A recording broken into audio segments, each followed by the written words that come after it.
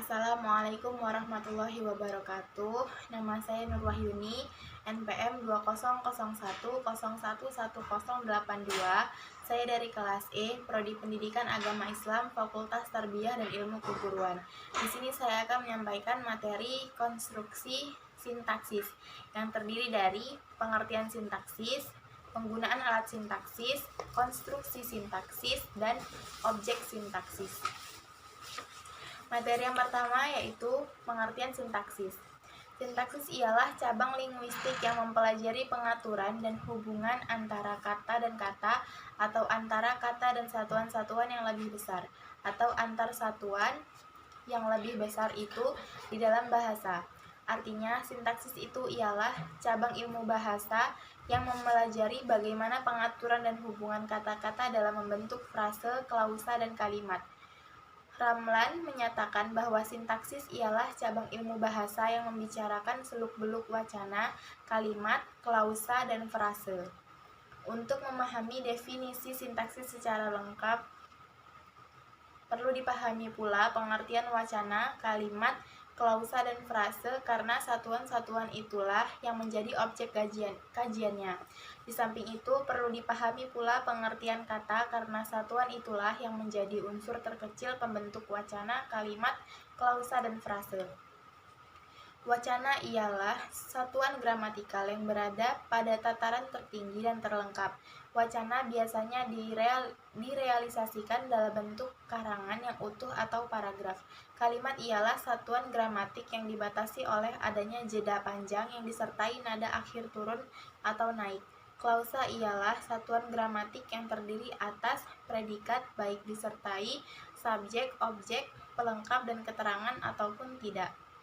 Frase ialah satuan bahasa yang terdiri atas dua kata atau lebih yang tidak melampaui batas fungsi.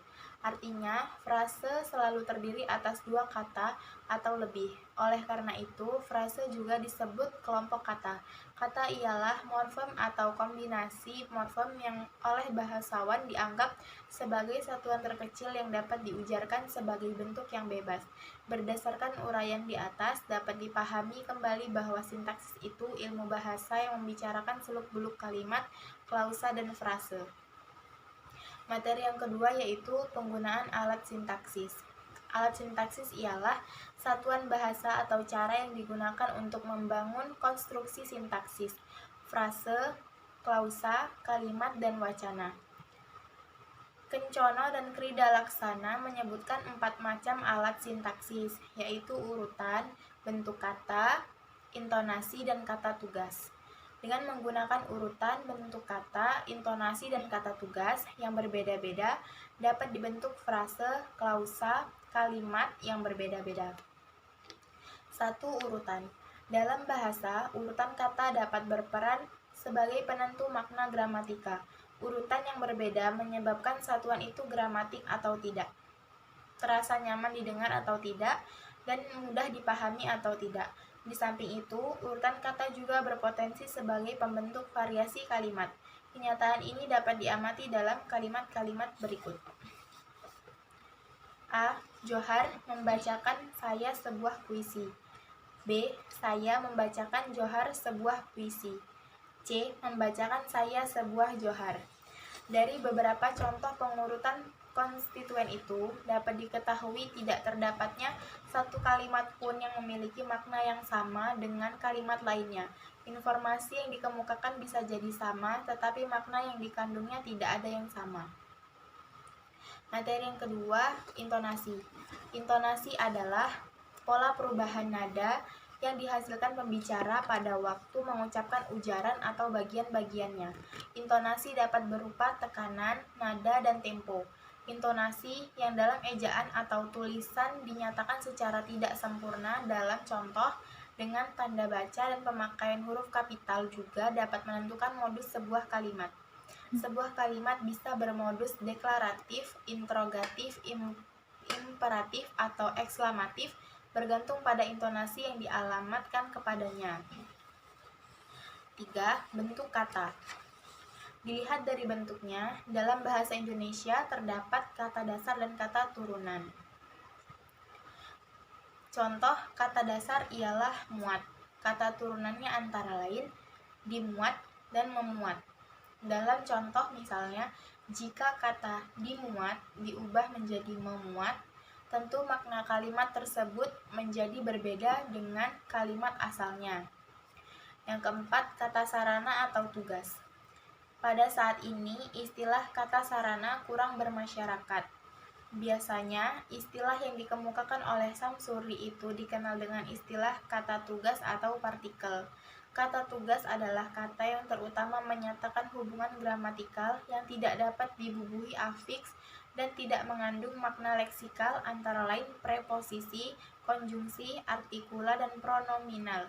Ciri-ciri kata tugas adalah sebagai berikut. 1. Jumlahnya terbatas.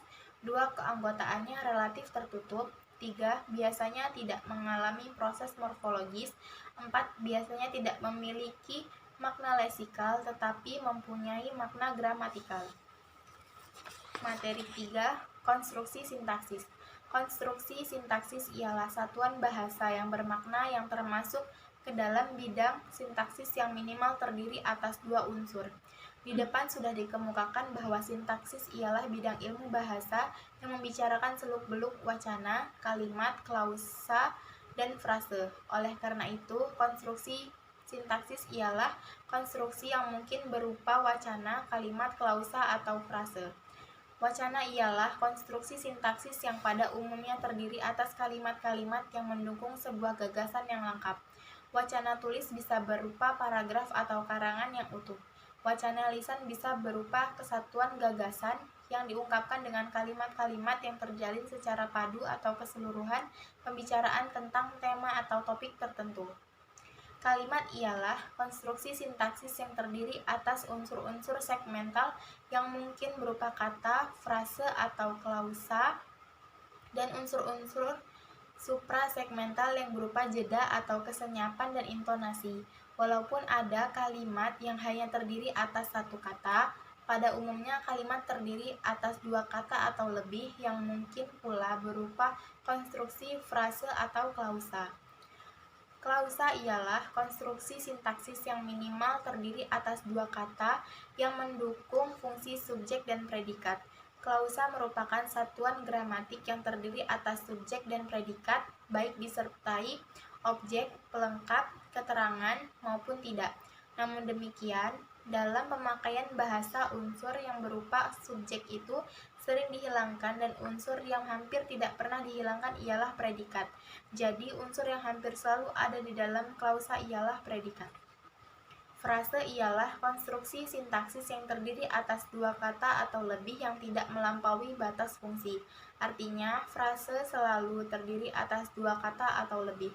Oleh karena itu, frase juga disebut kelompok kata. Di samping itu, frase tidak pernah melampaui batas fungsi. Artinya, frase secara keseluruhan selalu berada di dalam satu fungsi tertentu. Kata bukan merupakan konstruksi sintaksis melainkan unsur terkecil yang dapat digunakan untuk membangun konstruksi sintaksis. Kata juga merupakan konstruksi bahasa karena kata juga dibangun dari unsur-unsur bahasa.